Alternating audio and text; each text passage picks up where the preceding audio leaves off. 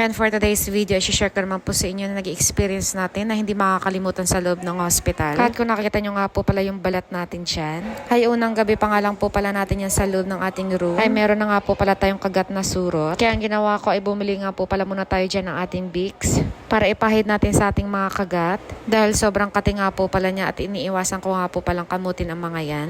Dahil baka lalong magsugat at dumami pa. At ang pangyayari nga po pala na yan ay madaling araw. Dahil pagising ko nga po pala ng 1 AM dyan, ay bigla na lang po ako nangati dyan at pagtingin ko nga po pala ay may mga pantal-pantal na siya. At pag bigla nga po pala nangangati yan ay Vicks lamang po ang aking nilalagay. At buti na nga lang din po pala ay dala ko po itong Snake brand na isa rin siyang nakakatulong para mawala ang kate, na meron kang mararamdamang lamig at hapde. At hindi ko nga rin po pala alam kung saan ko po siya nakuha. Sa mga upuan po ba siya or sa higaan. Pero bago pa naman po ako umakyat ng room namin ay wala pa po pala itong mga kagat. Kaya sa mga naka-experience nga po pala nito, paki-comment naman po kung anong gamot ang the best para dito. At hanggang dito na lang din po ang vlog natin for today's video at maraming salamat. Bye-bye!